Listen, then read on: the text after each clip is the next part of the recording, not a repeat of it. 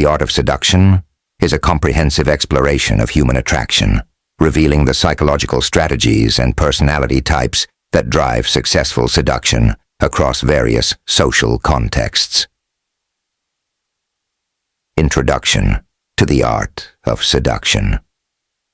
Are you a siren, an ideal lover, or an anti-seducer? These are seducer characters, and according to Robert Greene, author of The Art of Seduction, there are 9 of them. The book was released in 2001 to critical acclaim and became an international bestseller, thanks to Greene's novel, Take on Seduction. Greene suggests that seduction underpins social power, and although seemingly subtle, it can have a huge impact. Seduction can topple empires, win elections, and enslave great minds. It is one of history's greatest weapons.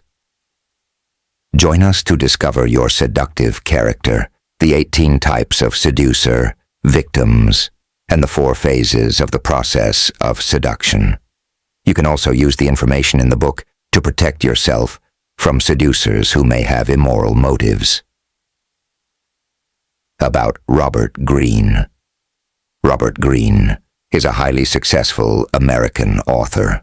His books primarily focus on strategy, power, and seduction. He is a student of Zen Buddhism, and many of his ideas are supported by the principles of this school of thought. He is currently the author of 6 international bestsellers. Greene grew up in Los Angeles and attended the University of California, Berkeley. He went on to complete a BA degree in classical studies at the University of Wisconsin-Madison.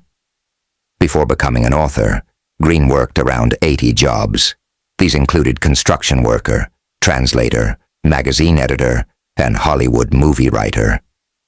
In 1995, while working as a writer at Fabrica, an art and media school in Italy, Greene met a book packager named Joost Elfers. Greene pitched a book about power to Elfers and wrote a treatise which eventually became The 48 Laws of Power. Robert Greene is also the author of The Laws of Human Nature and the 33 Strategies of Law. Story Shot 1. There are 9 seductive characters. Greene describes specific traits associated with being seductive. To express seductive energy, put yourself into one of the multiple seducer categories. The siren.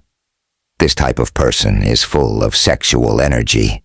They express it openly and know how to use it to gain power. The name comes from the sirens of Odysseus, who would lure their targets with beautiful singing. The rake. This type of person completely adores the gender they are attracted to. This desire is infectious and seeps into surrounding people. Unlike most people, rakes are unrestrained and open to being a slave to their desires. Rakes have a reputation for being sexually successful. To adopt the rake role, focus less on what you say and more on how you make the other person feel. It is the form that matters, not the content. Also, let yourself go and get lost in sexual moments. The ideal lover. This type of person appreciates beauty and appearance, and they apply this to romance. Casanova is a perfect example of an ideal lover. After meeting a woman, he would study her and follow her moods. He would find out what this woman was missing in her life and provide it.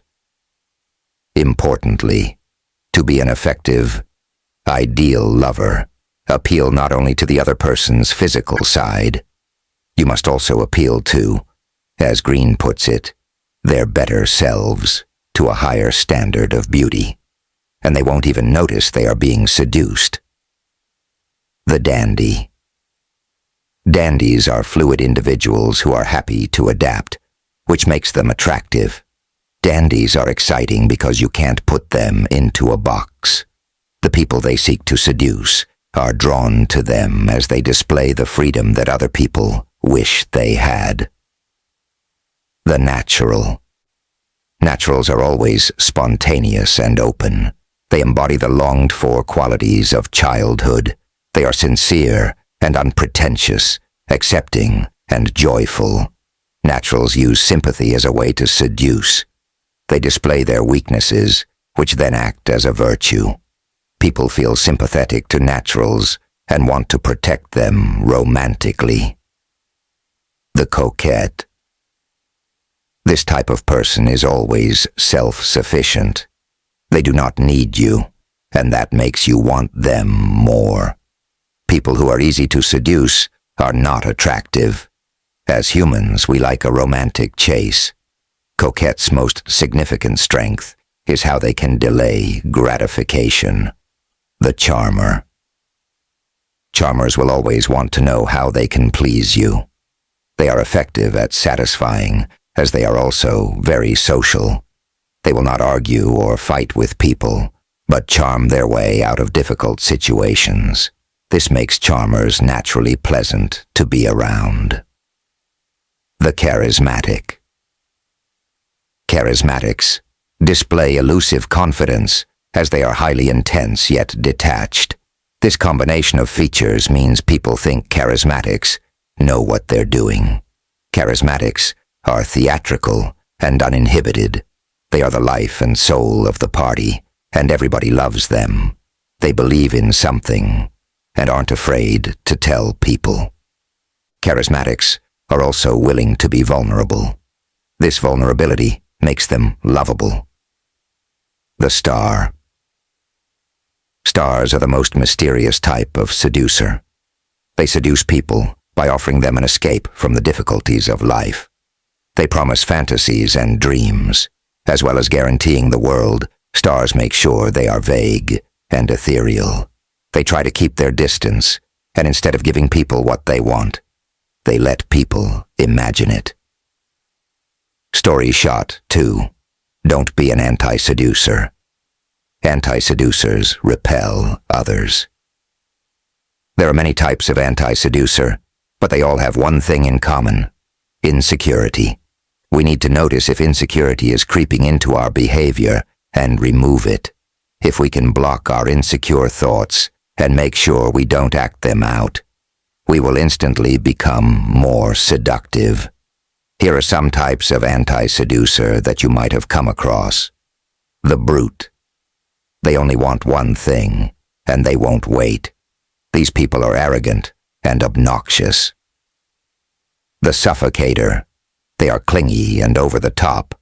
They don't even know who they are, let alone who you are. This doesn't stop them from suffocating you. The moralizer. They show no independence in their thoughts. They drop their morals to do whatever you want them to do. The tightwad. Insecurity doesn't have to be only emotional or sexual. If someone is financially tight, this shows they are insecure. The bumbler.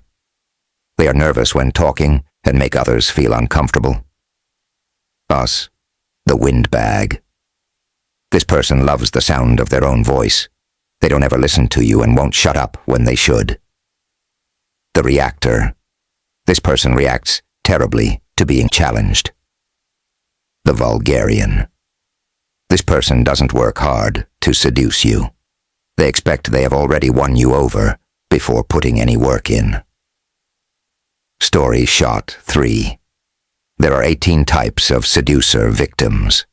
If you can understand the different reactions to seduction, you will be better equipped to seduce people.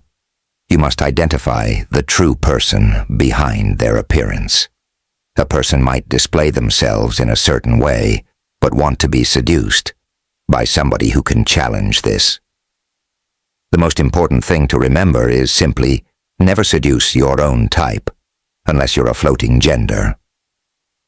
The reformed rake, or siren. These people were once the seducers. They were extremely successful sexually, but they eventually had to give up this lifestyle. All you have to do with this type is cross their path, allowing you to seduce them. However, make sure you act like they are the ones doing the seducing. the disappointed dreamer. These people were introverted children, delving deep into fantasy books and popular culture. Because of this, they often have significant pent-up passions to release. They have great imaginations, so if you drop a hint, their mind will run wild. The pampered royal. These people were spoiled rotten when they were younger.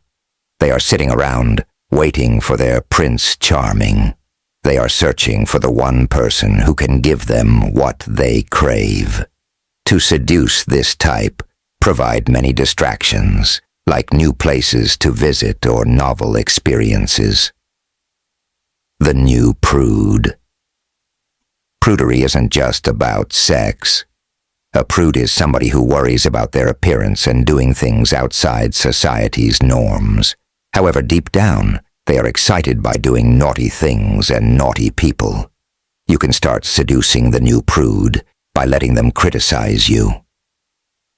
The crushed star. These people were once the center of attention, but are not any longer. You can tell a crushed star by how they respond to attention in social settings. If they suddenly perk up when given the limelight, you know they are a crushed star. To seduce them, tap into this by giving them your full attention. The novice. The novice is especially curious. They are innocent yet interested in opportunities to be less so. To seduce a novice, mix your qualities. You want to be playful but with childlike innocence. Sinister, yet romantic. The conqueror. Conquerors have a remarkable amount of energy that can be difficult to control. Conquerors might appear shy and reserved, but you can tell a conqueror by their work and relationships. They love a chase, so try to be a little challenging to conquer. The exotic fetishist. We're all interested in the exotic. However, the exotic fetishists take this to the next level. All their life choices seem to revolve around exoticism. They often love to travel, adore music and art, and have a rebellious streak. The best way to seduce them is to become exciting and exotic yourself. The drama queen. Drama queens love drama. If there isn't drama in their life, they will be bored. You sometimes have to start minor arguments with these types to keep them interested. The professor. Professors analyze and criticize everything. They are highly intelligent and think about even love or sex logically. However, they want to be free of their mental prison and yearn for pure physicality and passion. The beauty. The beauty gains power based on their appearance, but this also offers a source of unhappiness. They are constantly worrying about their power, which diminishes if they lose their beauty. To seduce a beauty, validate their looks and intelligence, distract them from their insecurities, and let them chase you. The aging baby. This is the type of person who has never grown up. They want somebody who can act like an adult figure. To seduce them, you must appear responsible and not criticize their behavior. The rescuer. These people have fantastic empathy. They listen well and want people to open up and talk. To seduce them, exaggerate your weaknesses. Don't do this through overt words or gestures. Let them sense it. The Roe. This type of person has experienced many pleasures in life. They probably have lots of money and might still be wealthy. They love the young and innocent. To seduce them, try to appear innocent and resist their advances at first. The idol worshipper. These people are not satisfied being by themselves, so they search for somebody to worship. Idol worshippers often pour their energy into a cause or religion. To seduce them, you need to become the object of their worship. A good way of doing this is to adopt their passions. The sensualist. Sensualists have overreactive senses. They're often quite shy and reserved. To seduce them, take them to beautiful places and pay attention to detail. The lonely leader. Leaders are treated differently from other people. This can impact their personalities and what they want. They are looking for somebody who will act as their equal or even superior. Being blunt with them will come across as being genuine. The floating gender. These people dislike the burden of distinct genders. They are searching for somebody who thinks along the same lines. Be welcoming and show them they can relax around you and be whoever they want to be. If you are not a floating gender yourself, you should not pursue another floating gender. Story shot 4. The first phase of the seductive process is separation, stirring interest, and desire. In the second section of the book, Green provides 24 tactics to help you get into the mind of your victim. They proceed from initial contact to a successful conclusion in loose order. Choose a person to seduce and get their attention. For those who are more resistant, take a slower and more indirect approach. For those who are easier to reach, try a more mysterious presence. Make of them aware of what they are lacking in their life and instill feelings of emptiness. Consider what pleasure awaits them and reflect on their values. Charm and delight them with what they want and need. Finally, lure them with irresistible pleasure or adventure, and they will follow your lead. Tactic 1. Choose the right victim. Look for someone with a void you can fill, or who sees something exotic in you. Green suggests looking for someone who is isolated or unhappy, or who can be made to be so, as well as someone with a quality that inspires strong emotions in you. By handpicking the right target, you can create the perfect chase and enjoy a successful seduction. Tactic 2. Create a false sense of security approach indirectly. If you're too direct early on, you risk stirring up resistance that cannot be lowered. When you first approach, avoid looking like a seducer in any way. Begin your seduction from an angle, indirectly, so that the target gradually notices you. Approach them through a third party, or cultivate a relatively neutral relationship, moving slowly from friend to lover. First, lull the target into feeling secure, then you can strike. Tactic 3. Send mixed signals. Sending mixed signals is a way to intrigue and draw people in by hinting at contradictory qualities. Be subtle and consider your target audience, as some people may prefer straightforwardness. Tactic 4. Appear to be an object of desire. Create triangles. To appear desirable and make your target crave your attention, create an aura of being wanted by many. You can do this by building a reputation and making your target feel like they are in competition with your past and present admirers. Green calls this creating triangles. The idea is to make your target see you as someone desired by others, someone whom they might lose to other admirers. This will make them want you even more. Tactic 5. Create a need-stir anxiety and discontent. To create a need, Green suggests stirring feelings of discontent and unhappiness in your target, so they see you as the solution to their problems. This is based on the idea that pain and anxiety can lead to pleasure, and by creating a sense of need, you open up space to insert yourself into their lives. However, be careful with this tactic and don't push too hard, as it could lead to them becoming defensive or angry. Tactic 6. Master the art of insinuation.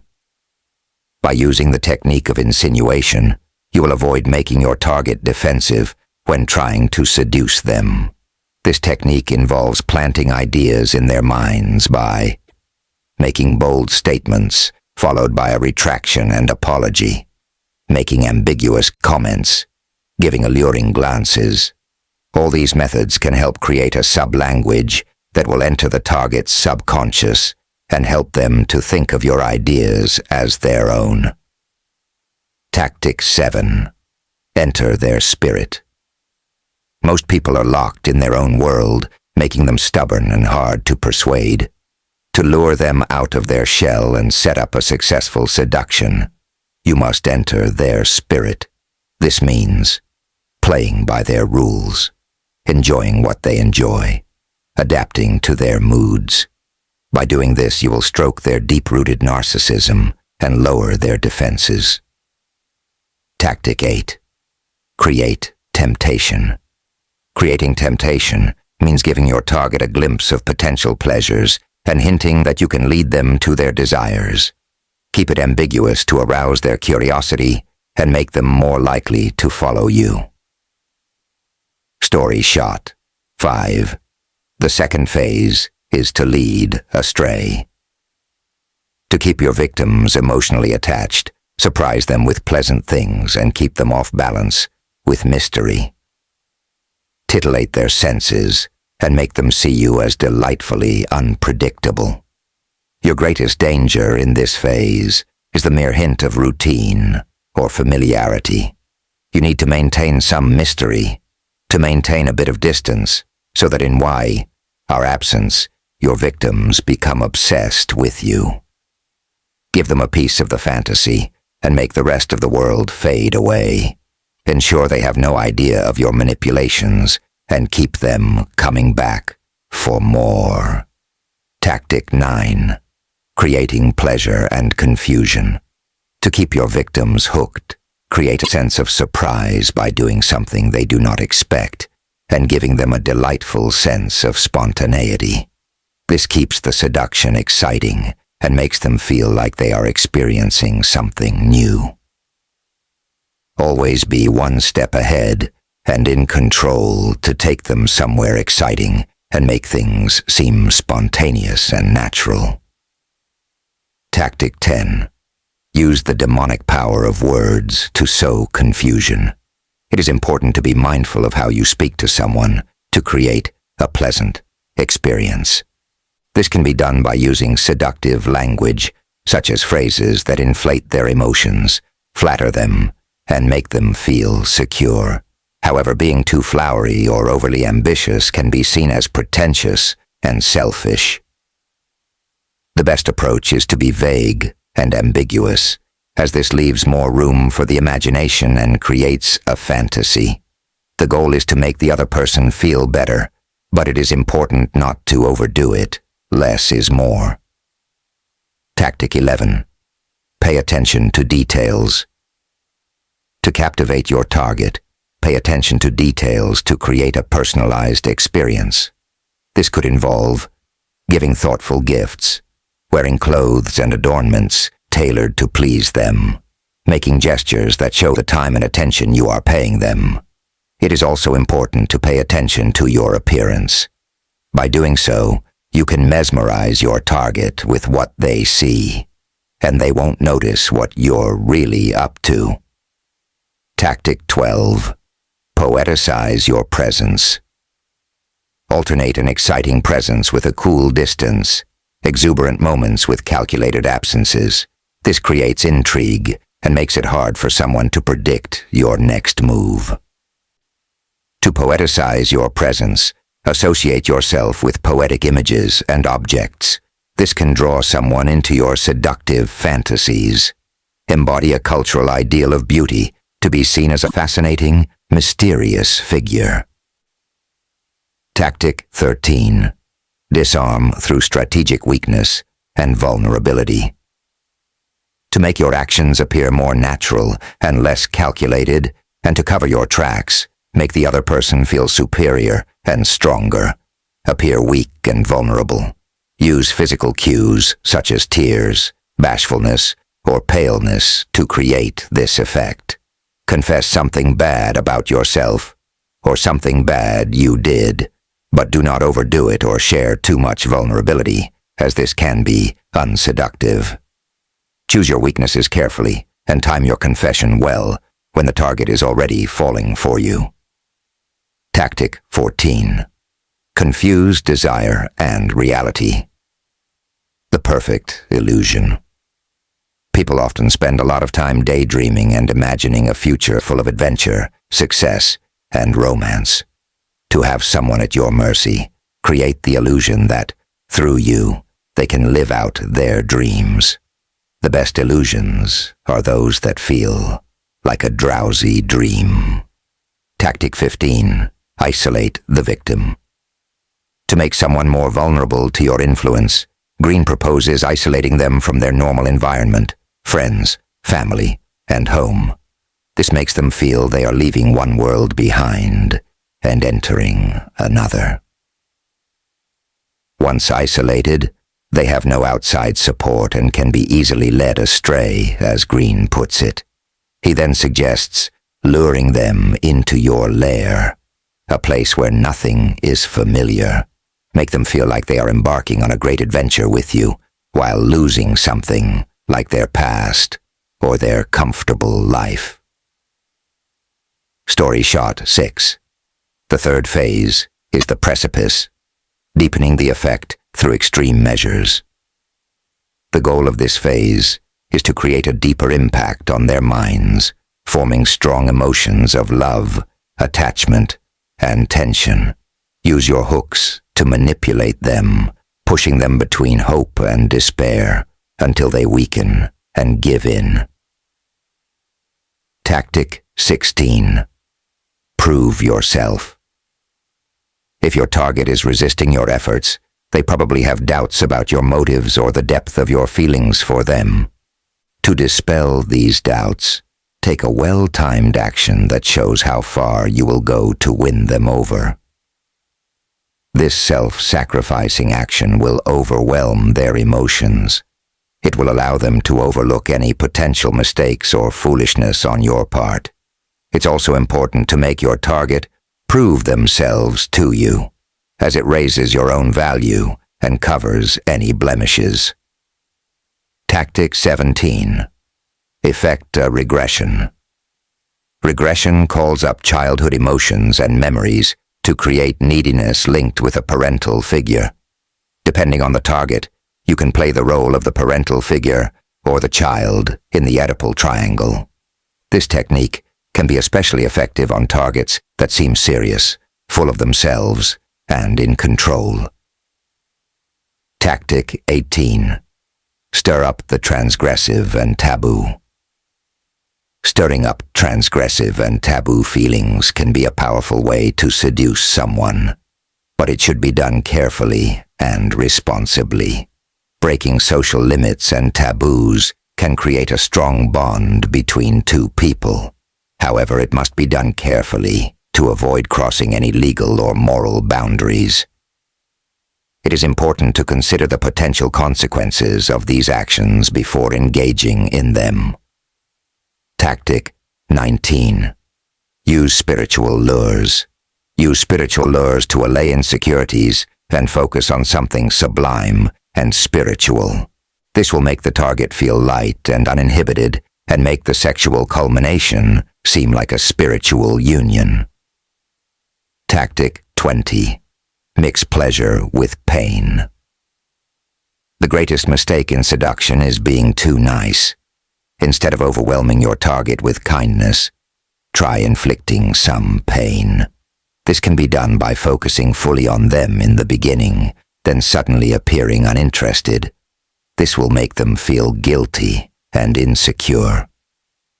The lower the lows you create, the higher the highs will be. This technique works best on people who have it easy and those who have power and few problems. Don't do it too early on, or on people who have recently experienced lots of pain. Story shot 7. The fourth phase is moving in for the first kill. To bring them to a boil, use coldness to spark panic, then send signals that spread sexual desire. Once they are brimming with desire and not expecting the climax, strike and move in for the kill. To keep the relationship going, constantly re-seduce. If the victim is to be sacrificed, do it swiftly and cleanly, so you can move on to the next victim and start the game again. Tactic 21. Give them space to fall. The pursuer is pursued. To keep your target engaged in seduction, switch up the dynamic by taking a step back and letting them come after you. Hint that you are growing bored or seem interested in someone else to create the illusion that the seducer is being seduced. Balance, give and take, as going absent for too long or overdoing it may result in losing your target. Tactic 22. Use physical lures. Robert Greene recommends combining a non-defensive attitude with a charged sexual presence. This will put your target's mind at ease and awaken their dormant senses. Maintain a relaxed air to lower their inhibitions and use glances, voice, and physical presence to raise the temperature. However, be aware of potential discomfort or repulsion. Let go of any inhibitions, doubts, or anxieties, and present yourself with confidence and fluidity. Tactic 23. Master the art of the bold move. Show confidence and don't give your target time to consider the consequences. Create tension and be overwhelmed by their charm. However, be careful not to be too bold, as it can be off-putting. Take the initiative and make the move when the moment is right. Tactic 24. Beware of the after effects. After successfully seducing your target, be aware of the after effects. If you choose to stay in a relationship, keep the fantasy alive by using absence and creating pain and conflict. Never let them take you for granted. If you must part, do it quickly and gracefully. This way, your target will always remember the beauty of the seduction. The Art of Seduction highlights that there isn't a universal seduction approach. We have to use our seductive characters as strengths and filter our approach, depending on the other person's seductive character. Robert Greene also argues that some people will want their seductive character challenged. You need to understand the different seductive characters and identify if the person wants to be seduced in line with this or not.